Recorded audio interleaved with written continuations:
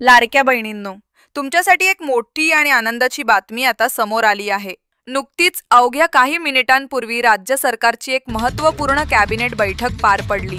या बैठकीत मुख्यमंत्री देवेंद्र फडणवीस आणि उपमुख्यमंत्री एकनाथ शिंदे साहेब यांनी लाडकी बहीण योजनेच्या संदर्भात एक अतिशय मोठा आणि महत्त्वाचा निर्णय घेतला आहे की लाडकी बहीण योजना ही राज्यातील महिलांना आर्थिकदृष्ट्या सक्षम करण्यासाठी आणि त्यांच्या जीवनात सकारात्मक बदल घडवून आणण्यासाठी सुरू करण्यात आली आहे। या योजनेच्या माध्यमातून महिलांना दरमहा आर्थिक मदत दिली जाते आणि आता याच योजनेचा 15वा हप्ता म्हणजेच सप्टेंबर महिन्याचा 1500 रुपयांचा हप्ता उपमुख्यमंत्री एकनाथ शिंदे साहेबांनी जाहीर केला आहे। हा हप्ता आता तुमच्या बँक खात्यांमध्ये लवकरच जमा होणार आहे। ही बातमी ऐकून तुमच्या चेहऱ्यावर नक्कीच हास्य फुलेल आणि तुम्हाला या योजनेचा लाभ घेण्याची उत्सुकता अजूनच वाढली असेल। लाडकी योजनेच्या आयोजित करण्यात आली होती। या बैठकीत अनेक महत्त्वाचे केले गेले। पत्रकारांनी उपमुख्यमंत्री एकनाथ शिंदे साहेबांना काही महत्त्वाचे प्रश्न विचारले, ज्यामध्ये सर्वात प्रमुख प्रश्न होता की लाडक्या बहिणी गेल्या काही दिवसांपासून सप्टेंबर महिन्याच्या 1500 रुपयांच्या हप्त्याची वाट पाहत आहेत, तो नेमका कधी मिळणार। यावर एकनाथ शिंदे साहेबांनी स्पष्ट आणि ठाम उत्तर दिलं की आज रोजी लाडकी बहीण योजनेचा 15वा हप्ता तुमच्या बँक खात्यांमध्ये जमा करण्यासाठी मान्यता देण्यात आली आहे। ही बातमी ऐकून राज्यातील लाखो लाडक्या बहिणींच्या चेहऱ्यावर आनंद पसरला आहे। ज्या बहिणींनी आपला आधार कार्ड बँक खात्याशी लिंक केला आहे, त्यांच्या खात्यांमध्ये हप्ता आज दुपारी 4 वाजण्याच्या सुमारास जमा होणार आहे। एकनाथ शिंदे साहेबांनी पत्रकार परिषदेत ही माहिती देताना सांगितलं की ही प्रक्रिया अत्यंत पारदर्शक आणि गतिमान पद्धतीने राबवली जाणार आहे, जेणेकरून कोणत्याही पात्र बहिणीला या योजनेचा लाभ मिळण्यापासून वंचित राहावं लागू नये। लाडक्या बहिणींनो, ही खरोखरच तुमच्यासाठी एक गोड बातमी आहे। सरकारने योजनेसाठी एक विशेष वितरण योजना आखली आहे। यानुसार म्हणजे आज राज्यातील 12 जिल्ह्यांमध्ये हा हप्ता जमा होईल, त्यानंतर उद्या आणखी 12 जिल्ह्यांमध्ये हप्त्याचे वितरण होईल आणि शेवटी उरलेल्या 12 जिल्ह्यांमध्ये सप्टेंबर महिन्याच्या 1500 रुपयांचा हप्ता जमा होईल। एकनाथ शिंदे साहेबांनी या संदर्भात एक परिपत्रक जारी केलं असून ते महिला व बालविकास खात्याला आणि अर्थ विभागाला पाठवण्यात आला आहे। त्यामुळे कोणत्याही परिस्थितीत 3 दिवसात सप्टेंबर महिन्याच्या हप्त्याचे वितरण पूर्ण होणार आहे। ही बातमी ऐकून तुम्हालाही नक्कीच आनंद झाला असेल। खरं तर सरकारने सुरुवातीला ऑगस्ट आणि सप्टेंबर या 2 महिन्यांचे एकत्रित 3000 रुपये देण्याचा विचार केला होता, पण काही तांत्रिक अडचणीमुळे ऑगस्ट महिन्याचा हप्ता प्रथम जमा करण्यात आला आणि आता सप्टेंबरचा हप्ता स्वतंत्रपणे जमा केला जाणार आहे। एकनाथ शिंदे साहेबांनी याबाबत स्पष्ट ताणताना सांगितलं की काही बँकांशी संबंधित तांत्रिक अडचणींमुळे 2 महिन्यांचे पैसे एकत्र जमा करणे शक्य झालं नाही। त्यामुळे त्यांनी सर्व लाडक्या बहिणींची माफी मागितली आणि आश्वासन दिलं की सप्टेंबर महिन्याचा 1500 रुपयांचा हप्ता आता 3 टप्प्यात तुमच्या बँक खात्यांमध्ये जमा होईल। ही प्रक्रिया अतिशय नियोजनबद्ध आणि अचूक पद्धतीने राबवली जाणार आहे, ज्यामुळे कोणत्याही पात्र बहिणीला या योजनेचा लाभ मिळण्यात अडचण येणार नाही।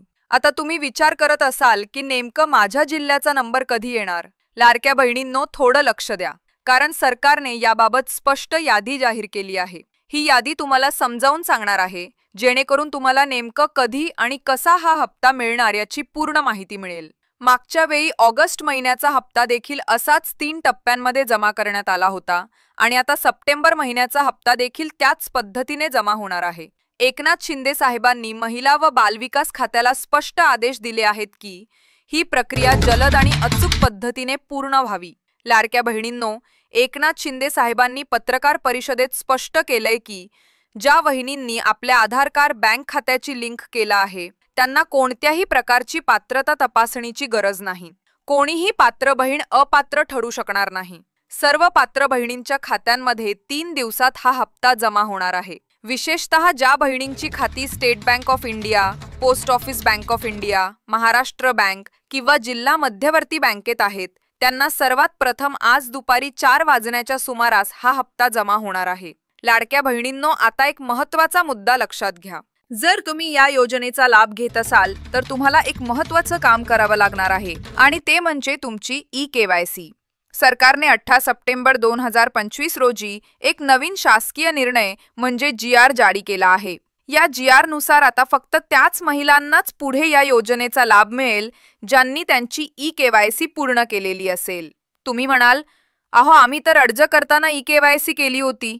पण लक्षात घ्या, सरकारच्या नव्या नियमानुसार आता ही KYC नियमितपणे करावी लागणार आहे. यामागचं कारण आहे लाभार्थ्यांची पडताळणी करणं आणि चुकीच्या नोंदण्या थांबवणे. महिला व बालविकास मंत्री अदिती तटकरे यांनी याबाबत सविस्तर माहिती दिली आहे. त्यांनी सांगितलं की e-KYC मुळे लाभार्थ्यांना नियमित लाभ मिळण्यात सुलभता येईल आणि विलंबाच्या तक्रारी कमी होतील. ही प्रक्रिया योजनांसाठी रुटीन आहे. यासाठी UIDAI चे ऑथरायझेशन आवश्यक आहे आणि त्यासाठी 8 ते 9 महिन्यांचा कालावधी लागतो. त्यांनी पुढे स्पष्ट केलं की ही प्रक्रिया सुरू झाली असून लाभार्थ्यांनी पुढील 2 ते 3 महिन्यात म्हणजेच 18 नोव्हेंबर 2025 पर्यंत आपली e-KYC पूर्ण करावी. जर तुम्ही या कालावधीत e-KYC पूर्ण केली नाही तर तुमचे योजनेचे हप्ते थांबवले जाऊ शकतात, म्हणजेच तुम्हाला पुढील हप्ते मिळणार नाही. त्यामुळे लवकरात लवकर ही प्रक्रिया पूर्ण करा. आता तुम्ही विचार करत असाल की नेमकी कोणत्या जिल्ह्यांमध्ये कोणत्या तारखेला हप्ता जमा होणार आहे. चला आपण याबाबत सविस्तर माहिती घेऊया. एकनाथ शिंदे साहेबांनी याबाबत यादी जाहीर केली आहे, जी 3 दिवसांसाठी विभागली गेली आहे. प्रत्येकी 12 जिल्ह्यांमध्ये हा हप्ता जमा होणार आहे. तुम्हाला फक्त थोडं लक्ष देऊन पाहायचंय की तुमचा जिल्हा नेमका कोणत्या दिवशी येतोय. 12 जिल्ह्यांमध्ये हप्त्याचे वितरण होणार आहे.